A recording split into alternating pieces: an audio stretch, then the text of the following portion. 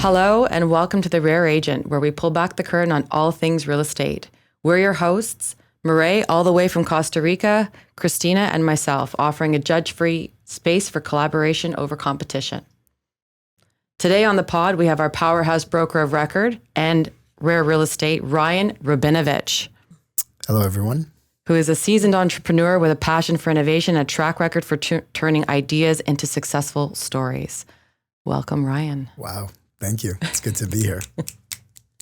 Hi, Ryan. I like that intro. Thank you. Thank you, live audience. I appreciate the warm reception.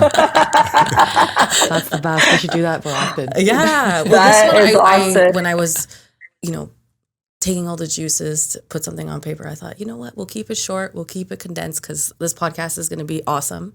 He has a lot to share, a lot to give, and I'm excited about it. Okay. We're very Hopefully I'll be excited. able to He's deliver. like, can you You have a lot stop to gassing yeah, me? you have a lot to live up to right now. Amazing. So, Ryan, can you share with our listeners how you got started in real estate and when you began?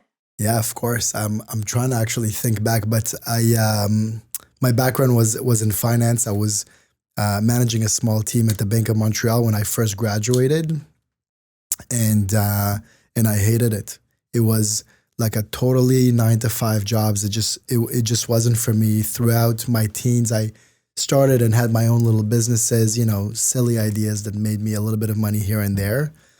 And I just couldn't see myself in that office setting for a long time. So I resigned, went to New York to travel for a bit.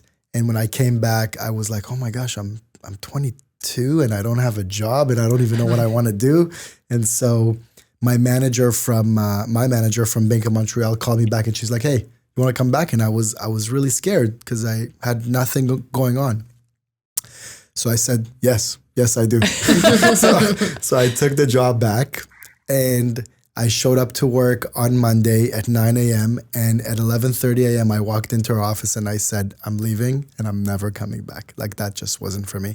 And You almost needed that little extra push. yeah. And at that time, my girlfriend at that time had gotten her real estate license. And my mother at that time, like a few years prior, got a real estate license. And they were just kind of in the field. And I was watching them do their thing. And I was intrigued by it. I wouldn't say like I grew up, had a passion for real estate. Like I really didn't.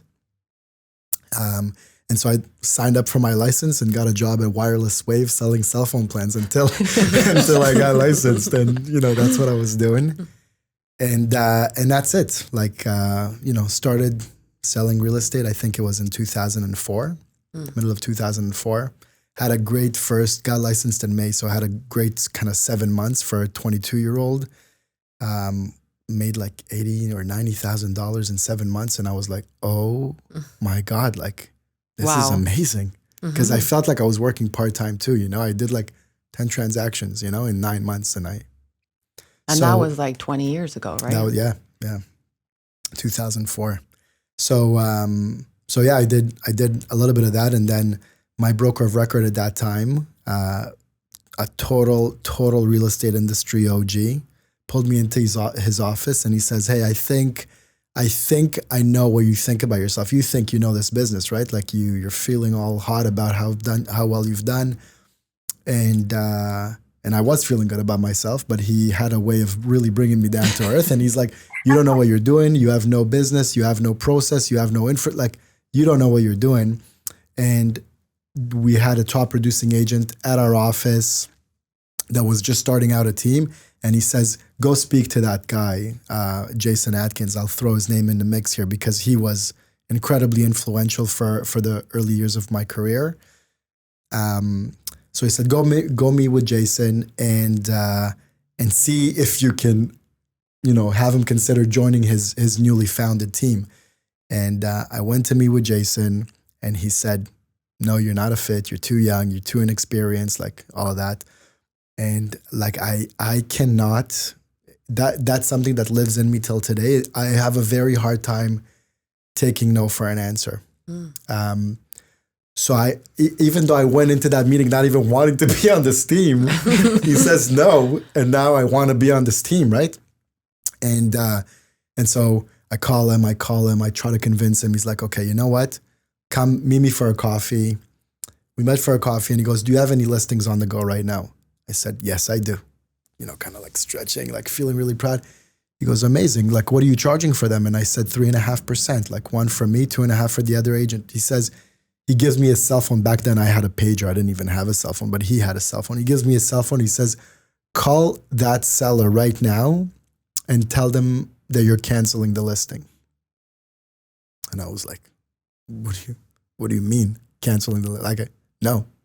He goes, in our team, we don't take listings for under 5%. So if you want to be on this team, you're going to call the seller right now and you tell him that you're canceling the listing. So I did it. I canceled the listing. It was my mom's friend, by the way. She was furious at me. Oh my God. My mom was, because she was out of town. So I took that listing for a friend. And yeah, we started working together. And that's what I've done for the next almost 3 years with him. And it was incredible. And, that old adage, like, give someone a fish, feed them for a day, teach them how to fish, feed them for life. Like Jason really had taught me how to fish. And I'm kind of still eating, and have a successful business and a family and all of that still off of many of the lessons that he taught me in 05, 06, 07. Like that was an amazing period. I didn't know you were on a team. That's actually the first time I've ever heard that. Mm-hmm. Mm-hmm. Do you connect with him still? Like, are you guys still great friends? Yeah, he's been kind of like a kind of a person that's been in and out of my life. Not because we're set apart, just because we went completely different ways. Mm-hmm. We do keep in touch. We've had dinner together probably 3 months ago. Nice. Did he ask to join the brokerage? No. He's kind of like semi-retired. He doesn't want change. He's like, his phone rings now and he makes $300K a year probably. I don't know. I'm guessing. When we were working, like we were working our butts off. Like we cold calling every day, open houses every weekend, showings. Like we were doing that whole thing 7 days a week. It was pretty intense. Yeah. Loved it. Yeah. Loved it. It was an amazing time. And so how did you decide to start Rare? Like what was the inspiration behind that? Has Adam been here? Mm-hmm. I wonder what he would say as far as what his inspiration was to start Rare. I wish I could say it was planned, Murray. Like it really was not. It was really kind of like out of necessity.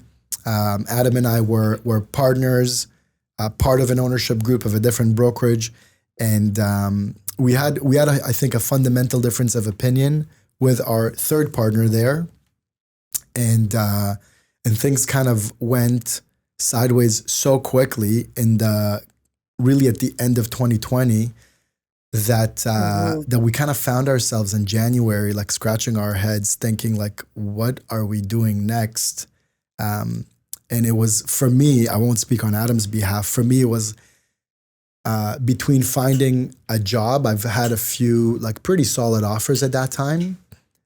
So for me, it was between finding like a well-paying job and kind of putting myself in like a golden cage a bit, or really trying to pursue the potential that I thought we both had together. I think when Adam and I are together, there's a special chemistry there. It's like like 1 + 1 = 3 kind of scenario, and we said, like it's probably a good time to try to bet on ourselves and see what we can accomplish together. But weren't you guys already working together at your previous? Yeah.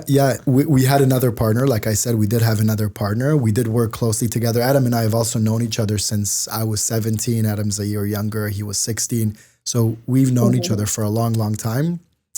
But it's still scary, MJ. Like it's still scary I remember. Yeah. You and I mean, Murray, Mary Jo, you and myself and Adam, we've had conversations about this before. You think you have this track record of experience, and you think you could do it, but when it comes time to actually do it, it's really scary. It's really scary. And, I have, at that time I had 3 kids and one on the way, like, and you're kind of leaving everything and all of a sudden you're putting all the income that you generated aside, because now you don't have a salary. You're starting this new thing. Plus you're taking on of all this other, salary, overhead, payroll. We had within 3 months, we had 6-7 people on staff, and we're not collecting money, and we're paying, and we're not collecting fees, and we're paying. And so, yeah, it was a pretty scary time, but as an entrepreneur, no risk, no reward. yeah, exactly. When did you realize that everything was coming together? That oh my goodness, thank God we bet on ourselves. I don't think we're still there, Christina. Seriously, I don't think we've accomplished some amazing things, but we're not there. There's I think people don't realize how long it takes to build a functioning business. When you're looking at cash flows and payrolls and taxes and a business could do well, and all of a sudden at the end of the year, when you're looking at your expenses and your revenue, and then you have to pay taxes, you're like, wow, after taking on all of that, I'm only left with this. Was it worth it? And that is a real question that a lot of self-employed people have. And I think this climate is making a lot of us think about that as well, bringing that to bringing that up to the boil. But I mean, what you guys have done in such a short period of time is quite remarkable as well. Give yourself some credit.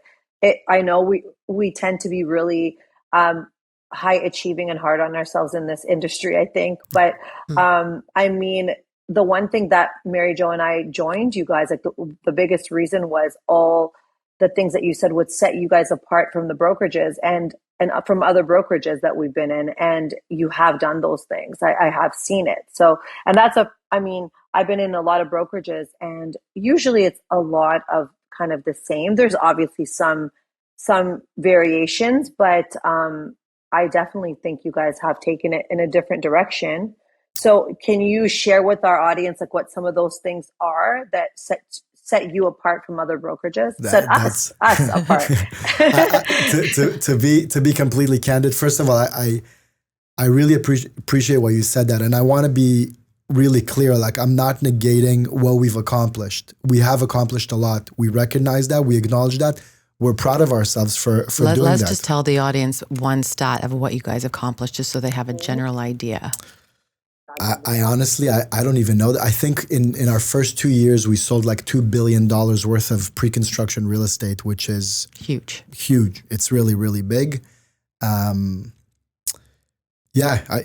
We've built a resale arm that Adam is obviously spearheading. That thing is totally his vision, and we're at over 120 agents. But actually, on that note, Murray, I wanna just give Mary Jo and yourself a big shout out, because before we even had the resale part of our brokerage, you, Murray, and Mary Jo, you were in my house, in my backyard. We were there that summer, right? Summer of 21. And Adam was talking to you guys about his idea for a brokerage. And both of you come from really well-established Canadian real estate brokerage brands. And I just remember how you reacted and how incredibly bought in you were before we even had anything.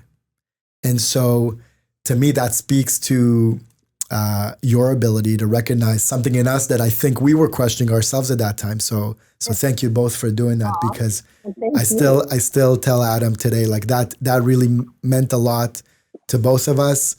Obviously, MJ and I have had a relationship from kind of a few years before, and have always been in touch, but you guys just coming out of those really big brands and coming to something that was literally non-existent at that point really meant a lot for us at that time, and still does today. So thank you both. Oh, it's been fun to watch. It's been a lot of fun to watch. Cause I just keep thinking of the Kobe Bryant quote, "Job's not done." That's why you can't can't really talk about it right now. Job's not done. Job's not done.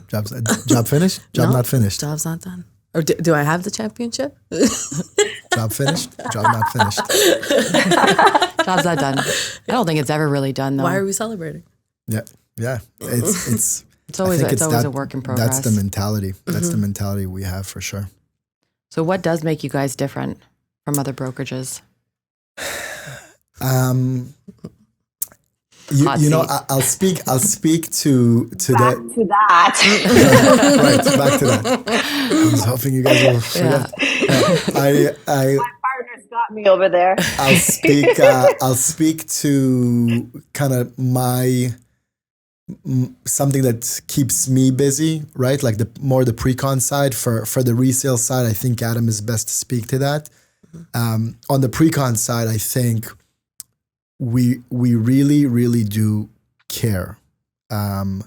We really care. I think anyone's success is really defined by three segments that you can measure success by. I think 75% of success is your ability to really do a great job, right? Like that's a big part of it. 10% of it is maybe you being a great person, a lot of integrity, Only honesty. 10% is about being a good person? I think as a corporate, as a corporation, Okay. I think like you're qualified first by being able to do great work. Okay. And then if you're a great person on top of that, that's a really good bonus. Someone that really cares. And then maybe that's 15%, so it brings you up to 90. And maybe like the last 10% to me is how hard you're willing to work and hustle and, really do everything for it, whatever it is in your mind. Mm-hmm. And that I think sets us apart. Like I really, really care about our developer clients. I really care about them. I really care about their outcomes. I feel as if I'm an extension of their team. I embed myself and our team into their DNA so that we're all one. We're all really united. We're trying to create great outcomes for everyone involved. And my belief personally is I always ask myself, like, what's the best thing for my client, right? If you govern yourself with that principle alone, what's the best thing for my client? And I'm talking from a business perspective. If you govern yourself with the principle of what's the best thing for my client, not for me, not for my team, not for my staff, not for anybody, what's the best thing for my client? If you can ask yourself that question and govern yourself based on whatever that answer is, you will always do exceptionally well because your client's outcomes are directly correlated and aligned to yours. If your clients do well, you do well. If your clients don't do well, you're probably not doing so well. And so that to me is the founding principle is how do we just do great work that benefits our clients? That's it. And how did you go from dealing with, let's say, resale, one client to, multi-unit developments? From me personally? Yeah, it's kind of a big jump. Oh, that's like a 15-year run. But so for the first 3 years of my career, I've done only resale. Mm-hmm. And we've done, at that time, we were the number one team in Richmond Hill, in all of Home Life Canada.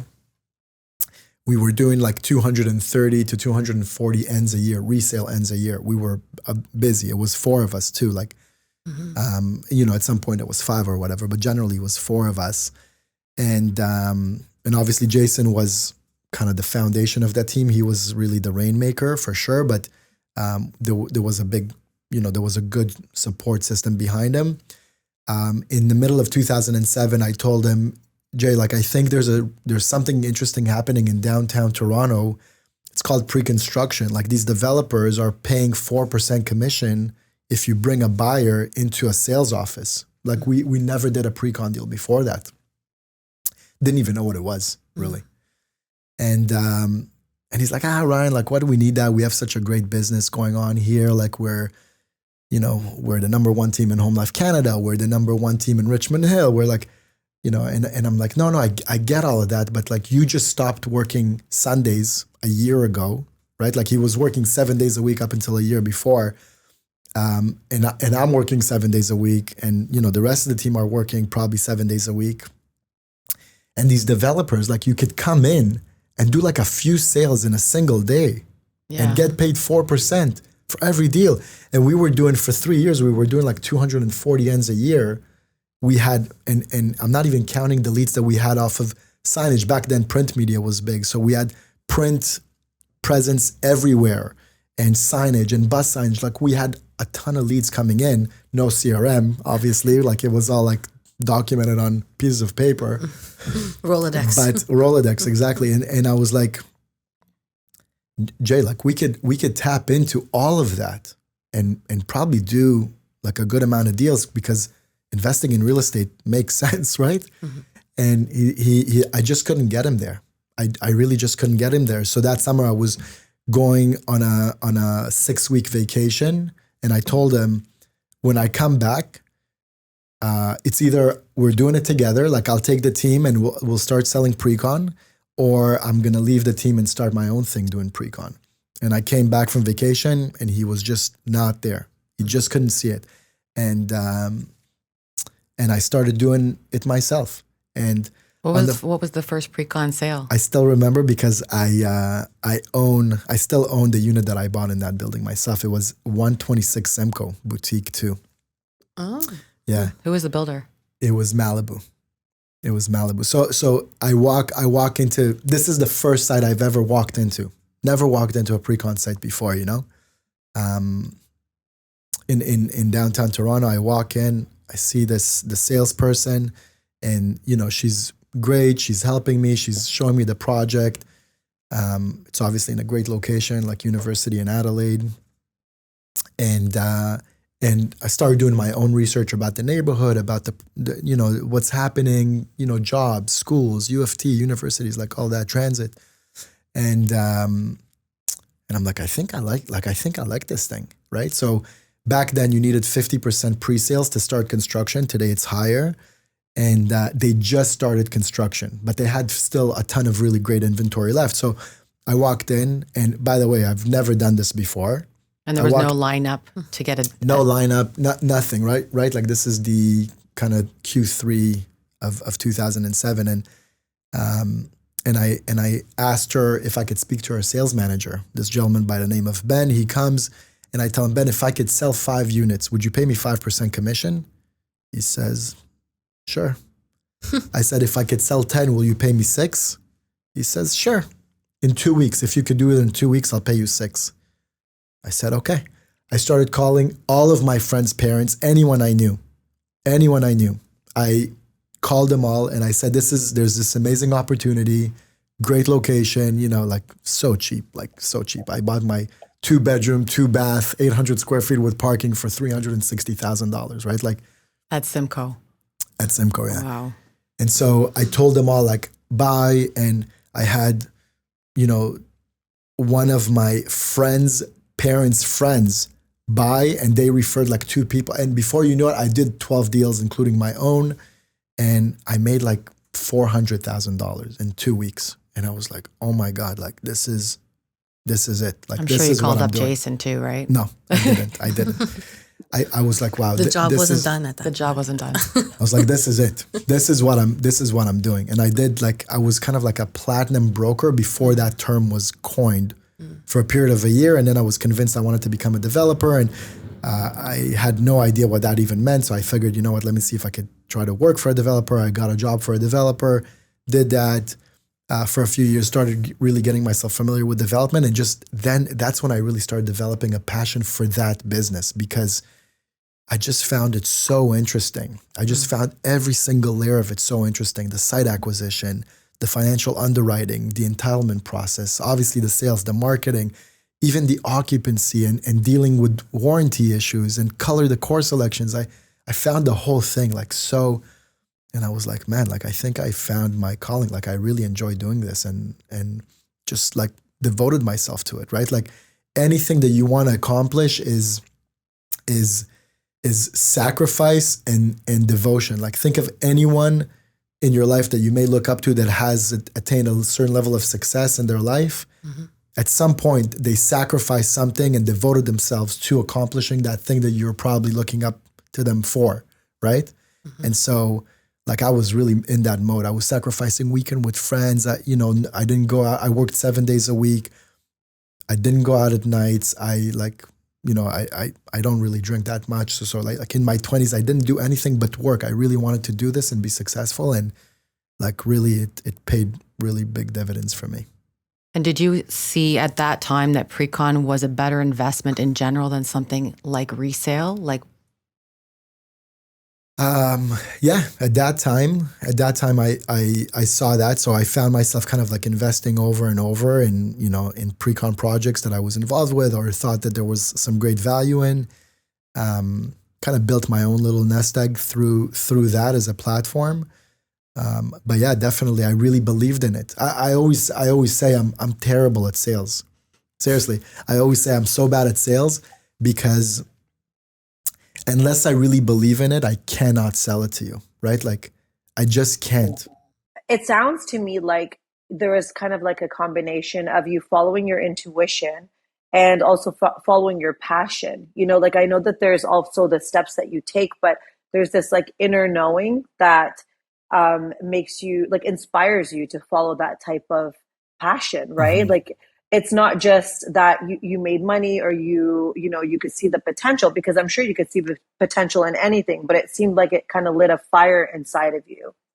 Yeah, I would actually say that the passion for it came after. Like after I found it, I realized I didn't go into it because I was passionate about it. I kind of went into it because I thought like this is kind of cool and I wanted to explore it.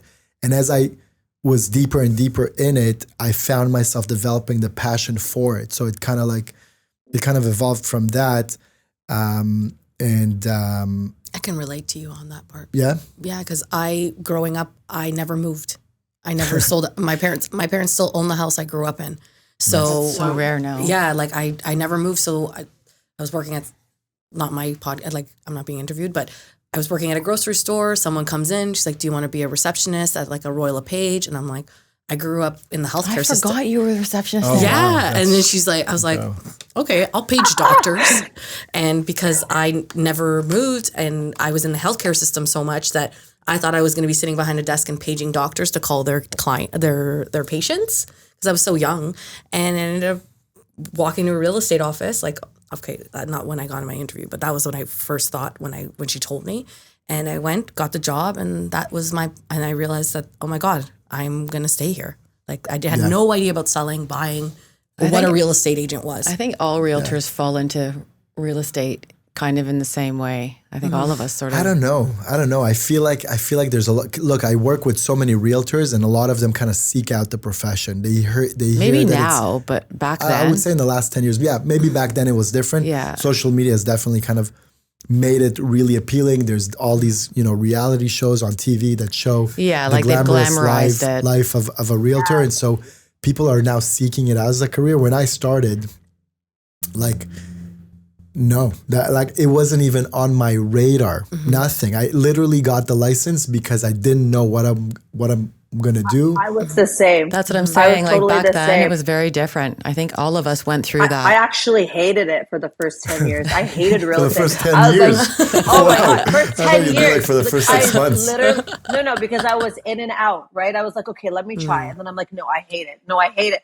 And then finally, after having my kids and just kind of changing, like we talked about it in our podcast, but changing my perspective, doing a few self-development courses and finding out what was holding me back, then I started to love it. And then I started to like make it more so that I can love it and do the things that I love. Yeah. And that's what made me successful. I get that. Right? Your business, because I know your business really well, your business, you play into your strengths. Which is why real estate has worked so well for you, because you're really kind of created a business that's literally hinging on the things that you enjoy genuinely and organically doing. Exactly. Like you just find your hack, whatever works. Yeah. Yeah. There's no one, and how to relate to way to be successful.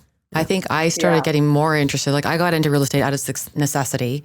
But then I, like you, bought my first pre-con at the car law.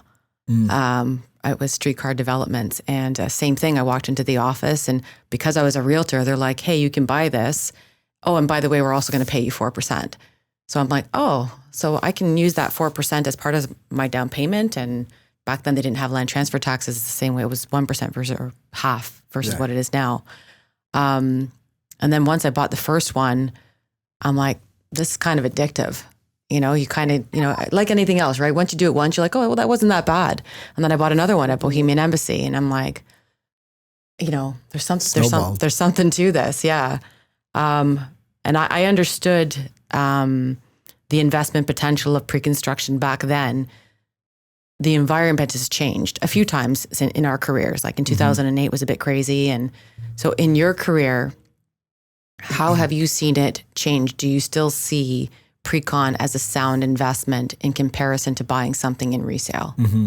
That's a great question. I get asked that a lot actually lately, because we're at a point in time where the resale market and pre-con market really is just pretty soft, right? Like there's not a ton of activity going out there. Prices have taken a bit of a hit on both fronts, and so I think genuinely you need, as a potential investor, you need to just ask yourself, like, what are my capabilities right now, and what are my objectives for the long term? One of the things that you need to consider is, like, what kind of access to capital do you have presently? Like, if you have money sitting in the bank right now that's enough to buy a property, I would say resale or assignments are probably the best bang for your dollar right now. But some people just don't have that, and they still want to be in the market. So pre-con provides you the ability to secure an asset in a reasonable value. I wouldn't say it's necessarily today's value. There is a form of future appreciation factored into the price, but in a reasonable value, and have the benefit of paying 15% of that deposit, or of the purchase price, or maybe 10% in some cases, over a course of 2 or 2.5 years. And then in 4 or 5 years, you're getting a brand new unit.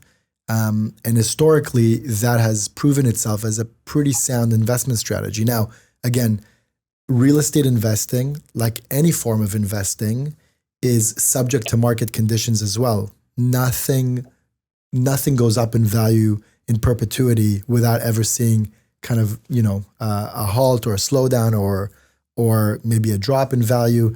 Real estate is no different. But what I would ask myself is, just based on my life experience, there's 2 ways to learn things: either by putting your own time into it, or by paying someone to teach it to you, right? Like those are the main 2 things that I at least am able to learn by. And so I just ask myself, like, if I'm talking to myself in 20 years, right? Like 60-year-old Ryan, and he asks me, or he tells me, invest in real estate. Do I think that the next 20 years, that would be a sound place to invest my money, or no? And I think the answer, and most people will give you the same answer, the answer is yes. Real estate was never intended to be a stock play. Like, it's never intended to be like, buy today for $500,000 and tomorrow it's worth $550,000. Like, it's never supposed to be that, well, right? What we've seen over the last few years is not We've seen that, but it was never supposed to be that. That's not what real estate, that's speculating, right? Real estate investing is buying an asset, being able to capitalize on appreciation over a long period of time, being able to create a monthly return via, renting it and create a cash flow. And if you have to be out of pocket for the first couple of years, there's a case to be made for that as well. That's what real estate investing is, right? Anything other than that is speculating. And it worked really well for a long time. And believe me, like, I was the benefactor of that as well. But that shouldn't be the objective. That should be a potential exit strategy if all the stars perfectly line up. But if not, how else does this asset pay for itself so that I'm not out of pocket every month? Well, So I think you need that's to the think about all confusing of that. part now, because we've seen this run for so long where money was cheap, and people just saw real estate as this opportunity to get in and out and make a lot of money in a very short period of time. How are you helping today's buyer feel comfortable in investing in pre-construction and being not maybe a victim of like projects falling through now or receiverships? Like, how should us as agents be helping people be okay with that, or helping them across the finish line to understand that those are specific cases and not every case is going to be that way? Yeah, that's a great question. I really do think that you need to consider the developer's reputation and really carefully examine their history. Like, how many projects they've done in the past, how long they've been doing it for, who builds their project, like the actual construction, who's constructing it, and kind of looking at their track record and understanding historically, have they been able to deliver on what they promised? And developers that have that track record will continue to do well.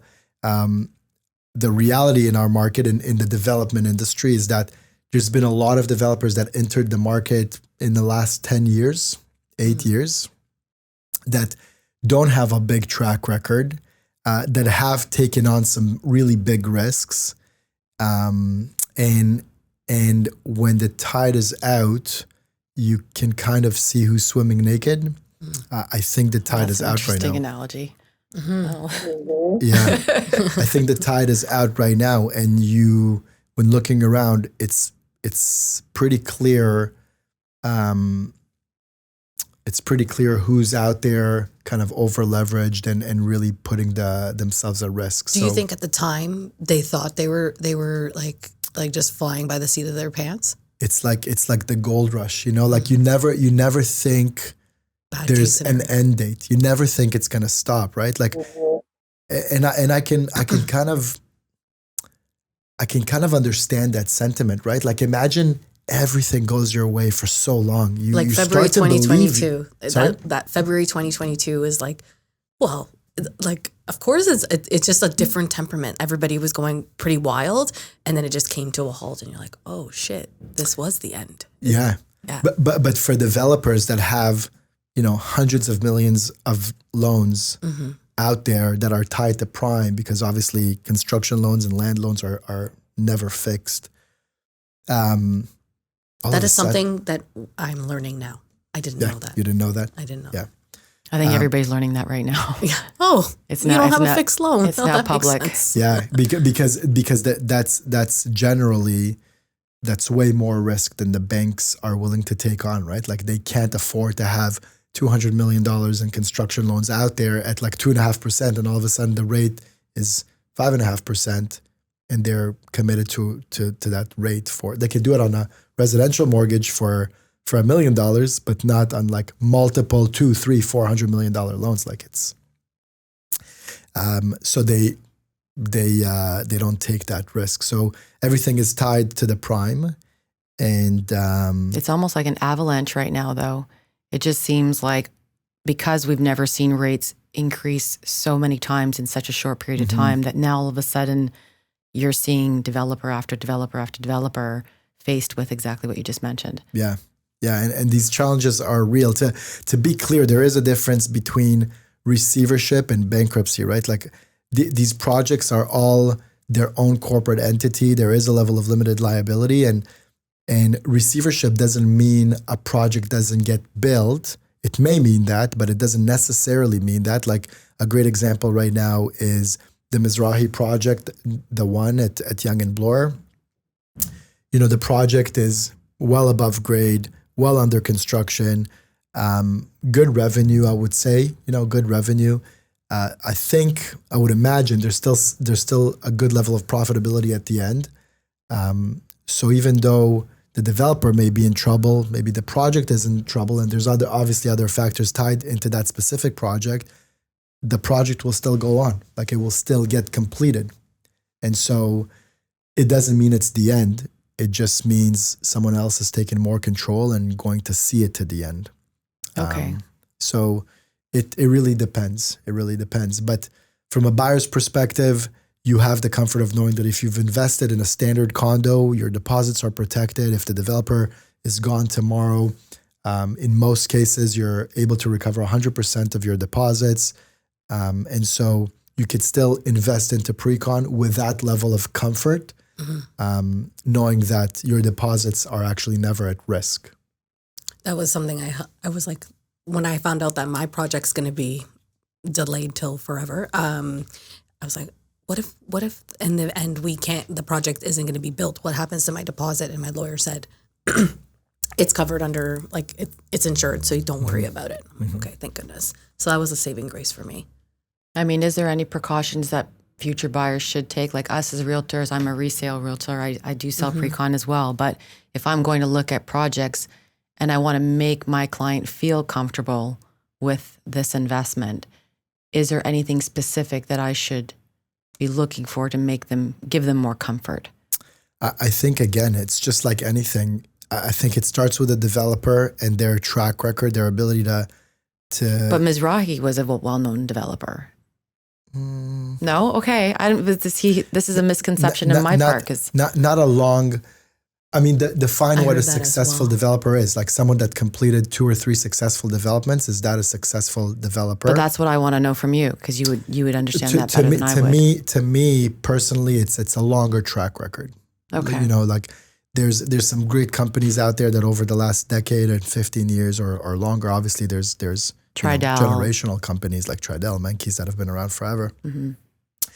To me, like anyone that kind of came out of the 2008 crisis and was able to still complete projects, like that's kind of like a badge of honor. That was a really tough time. 2013, another tough time. 2017, another tough time. Okay, so there's key indicators. How are you using what you learned in those tough times to get you through this tough time? Me or the developers? I guess you're talking you about work for the developer. You were working in the developer world, so. So you're asking how are the developers getting by? Yeah, I guess so. Well, a good developer is generally well capitalized, and the reality in our market in Toronto is that fundamentally, the economic factors indicate that we are going to have a pretty great market in the next 20 years. Will there be a few rough years mixed in between? For sure. It's inevitable. But generally there will probably be more good years than bad years in the next 20 years. Great developers can withstand like these really challenging times, find creative solutions to get past them. You know, if they're well capitalized, it obviously helps a lot. It's also just pure luck, because sometimes you could be literally just on the sidelines with not a lot going on in your pipeline at a moment like this. Like at a moment like this, developers that are going through a great project and it's in the middle of zoning, they're okay, right? Like they're not really hurting. It's developers that have to launch, have to sell, have to get into construction, and that whole process is delayed by 18 months. Because a year and a half ago, we would sell a 500-unit project in a month, and now it takes 18 months, which should be the norm, by the way. That should be the norm. That's how it was when I first bought. I mean, I didn't have to wait in line. There was no lottery. Yeah. You know, it was like, hey, you want a unit? Here it is. Buy it. It wasn't like, here, I do remember the Carla when you bought, and basically everybody I know bought in that building, and they were all rushing for units, because I think it was the only building that was being built in Leslieville it was at low the time. rise. It was a low rise, I remember. It was a mid-rise, right? Yeah. I did my first deal there. I sold 5 of them there. But yeah, because I bought in it. So I'm like, I'll just get everybody to buy one. Yeah. But what I will say, Christina, is that times like this actually do present a unique opportunity for buyers, for agents also, but really for buyers, because it's so counterintuitive to buy at a time like this. Most people are just sitting on the fence. And it's kind of like human psychology is to follow that herd mentality. So when the market is hot, everybody wants a unit. You have a 400-unit project and you're getting 2,500 worksheets, and it's like luck of the draw. And, you know, you want a unit on a high floor, you maybe get a unit on a low floor. You want a unit facing south, you get a unit facing north. You want a studio, you end up in a 3-bedroom. Like it's when the market is crazy, it's really tough to navigate for buyers. And oftentimes they get kind of sucked into all the activity and all the energy, and they end up with something that they don't really want. Maybe it's out of their price range. Maybe it's not what they were looking for. I don't actually like those times. I like when buyers have an opportunity to make an educated decision. Like, my budget is $700,000 and I want a 1-bedroom and den. And so let me go and check out what 1-bedroom and dens are under $700,000 in this project. And let me check out the floor plan and get a chance to speak to the sales rep for half an hour and ask them why they're excited about the project. Like, the buyer experience is back right now, but it's counterintuitive. So the sales centers, for the most part in the industry, are not very busy, right? So as a buyer, because pre-construction does offer you the ability to secure something today and have it close in 4 or 5 years, you can actually buy something at a pretty good value today because developers are not pushing revenue. They're being fairly conservative. You can buy something for a pretty good value. And by the time it's ready, most likely we're at a different interest rates environment, maybe not, but most likely. And at that point, it could actually play out as a really great investment move for you to invest in a time like this. The only thing is that it just doesn't feel like it right now. And feeling is really, really important and is decisive on how buyers make decision is based on how they're feeling. Yeah, I think that's how we're all just like, how do we make our clients feel comfortable about these decisions right now? And be excited, Like it feels like there takes a bit of the excitement away. They're just there's a lot of heaviness when we're going out too, because it's always, am I making the best decision right now? Is this the best time? Am I buying at the bottom? And a lot of questions we cannot answer. So it's media driven too, though. But right? there's stats. There's economic statistics that really shed a lot of light around why right now is a great opportunity, right? Like everybody talks about immigration. You know the numbers, 500,000, a year for the next 3 years, like you've heard it all. But the reality is the way development is funded in our province is that for high-rise sales is that it's tied to sales. Are there a few exceptions, like a few families that can rely less on financing and more on their own equity? For sure, but maybe a handful, probably less. 95% of the developers need construction financing to build. And to get construction financing, you need at least 70% in pre-sales to get there. So, and obviously supply and demand because of immigration is creating a huge challenge. So now think about it this way. This year, 2023, is going to be the slowest year in the last decade, maybe more, in pre-construction sales. But what do slow sales in 2023 mean? For 2030. For 2028, when this inventory is supposed to come online. It means that that instead of delivering, typically every year we deliver around 17,000 new high-rise units. It means that in 2028 or 2029, instead of delivering 17,000 units, maybe you deliver 8. What does something like that do for our city and the affordability crisis?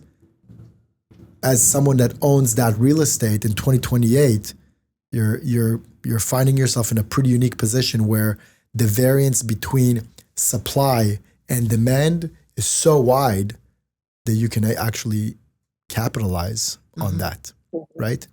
So what we try to tell our clients is when everybody is doing one thing, it's better to do the other thing. So if everybody right now is scared, this is the time to invest. This is when smart investors do actually make that move if they can.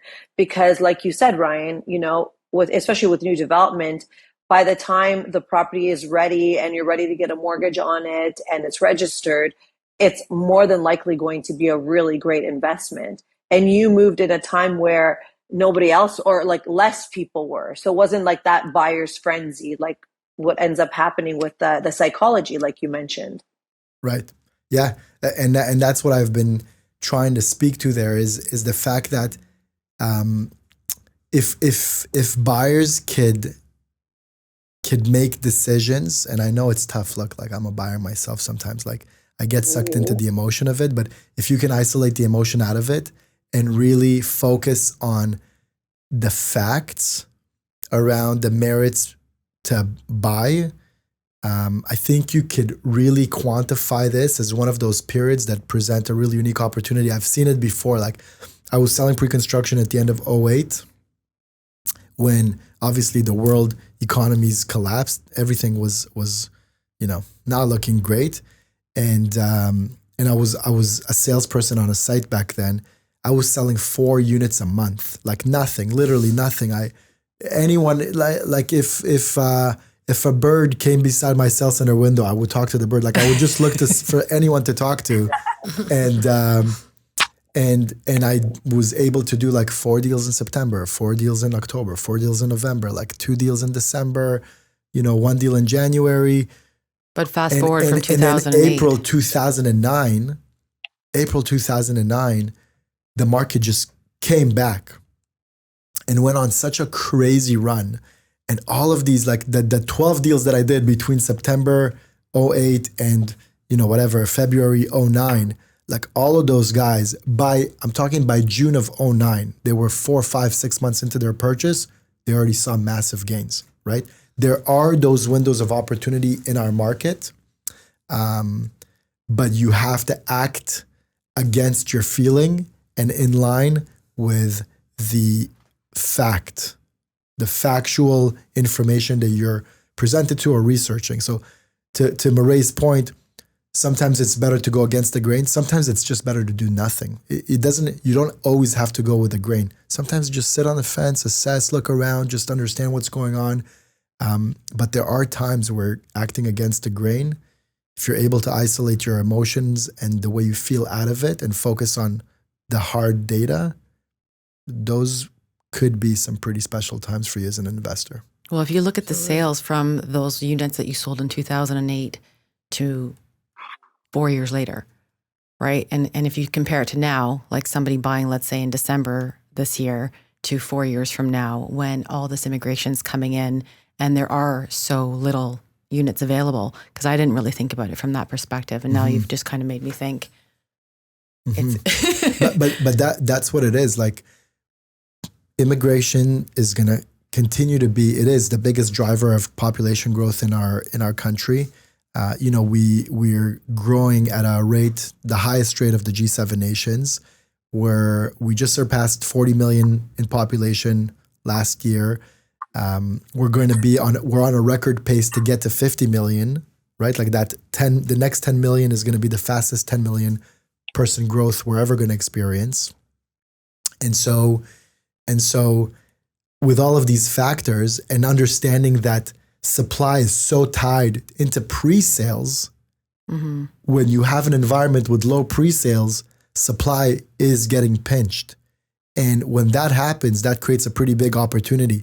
But that's not the time where you want to buy. You want to buy now when the opportunity for projects to get past that threshold to start construction is really low. You have to just pick the right project, right? No, it makes Absolutely. sense. Thank you. It makes me feeling better. Yeah, I think we're all feeling a little bit better. Yeah. Feeling. What did I just tell you about feeling? Good news, a little bit of good news. Yeah. Or just how to ingest what is happening around us and how to see the silver lining of it all and how to know, once we get through this, once we kind of...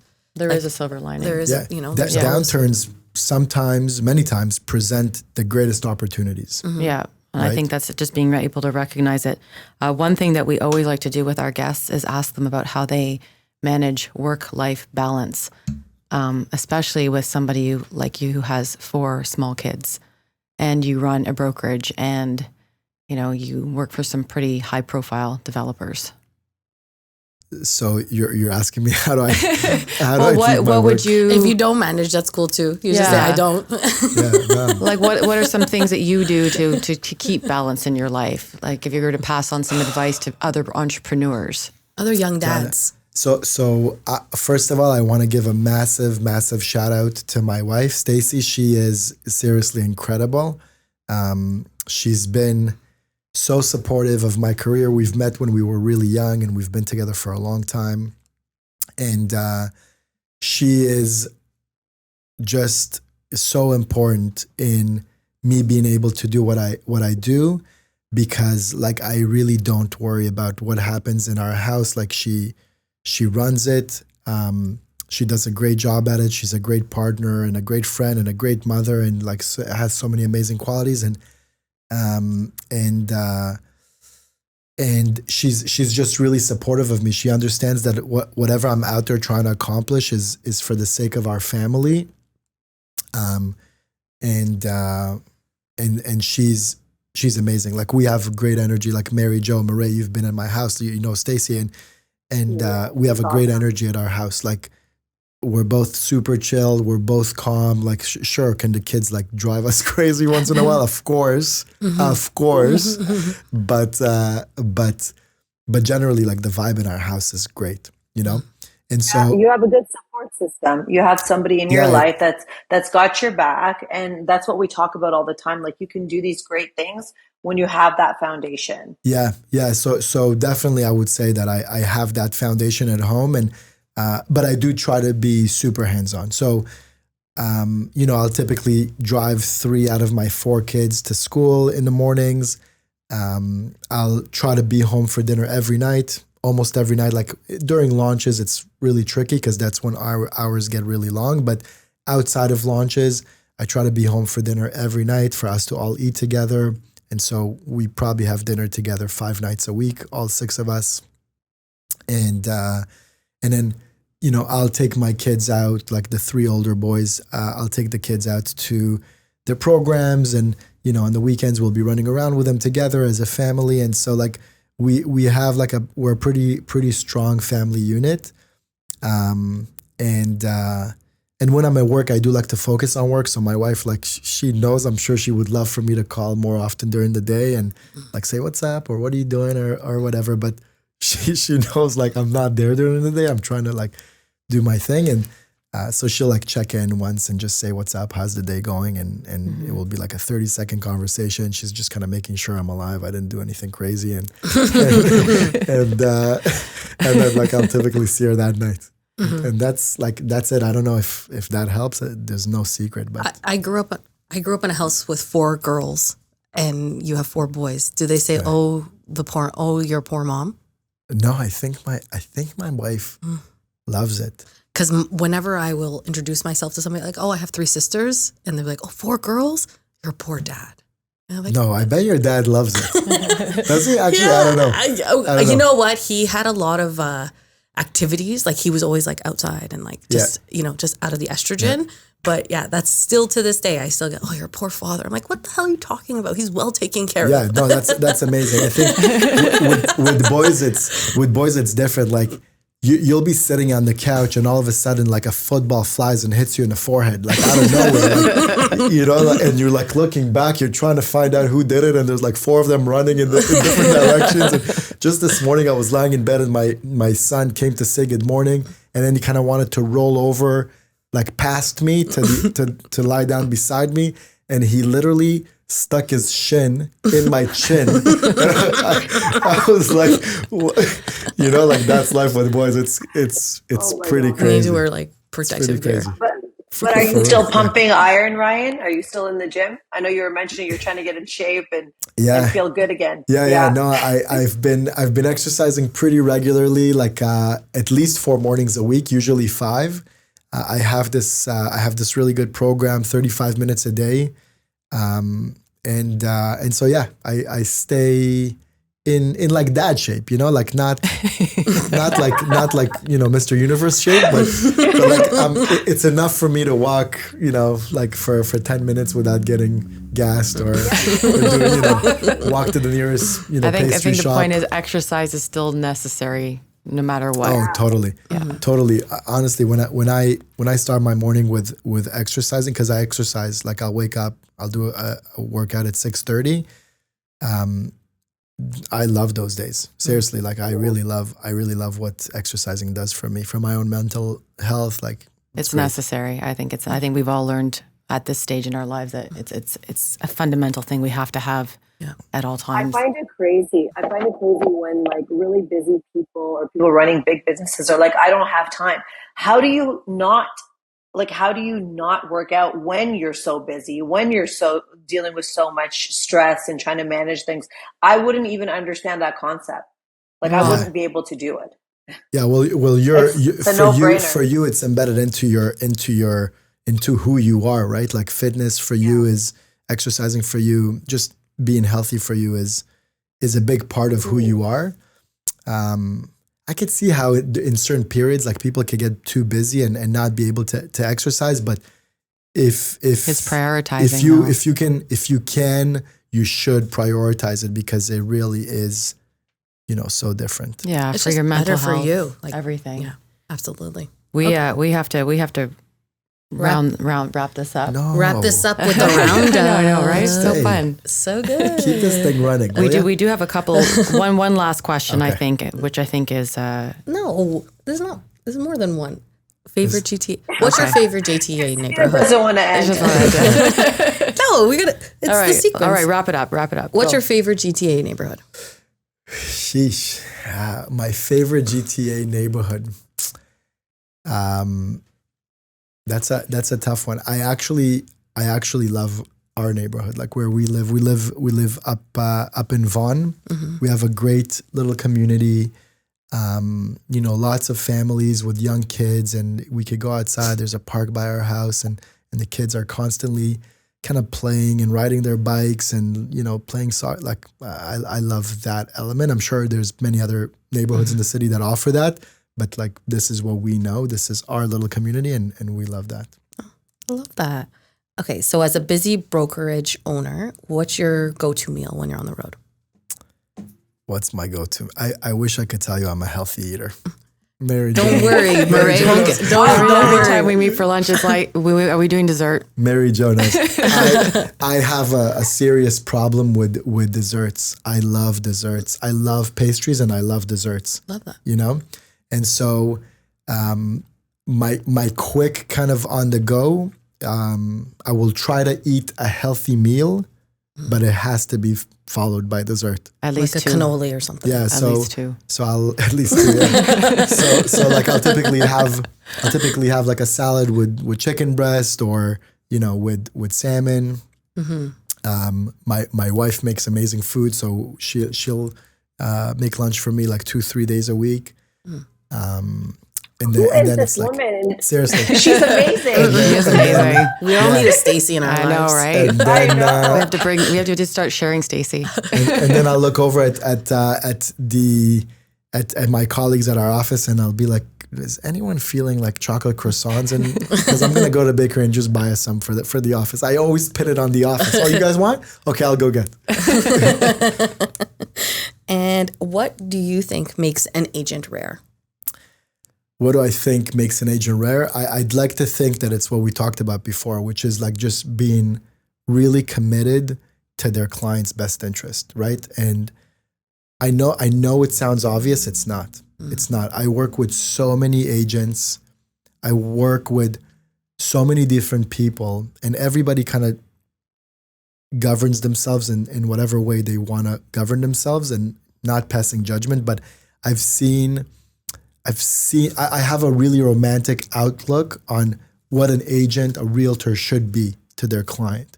And it's like, just do the best for your client. And I think that, to me, even though it sounds like a common quality, is a rare quality, is like governing yourself by,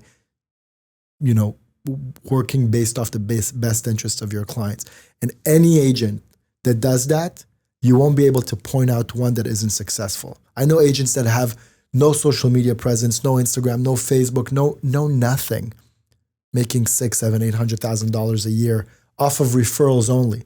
Does that sound foreign to you? Probably not, right? No. And it's only because, like, if they don't believe in what they sell to their clients, there's nothing you could do to convince them. And maybe they're wrong, but they'll never recommend something to their client that they don't think is at the best interest of their clients. They're their clients' gatekeepers. And clients recognize that, and they appreciate that, and they reward you for it. Thank you. Thank you so much. This was great. This is amazing. So Thank you. our audience, don't forget to like, subscribe, comment, and share. And we'll see you guys next week. Bye for now. Bye, Thank everyone. you. Bye.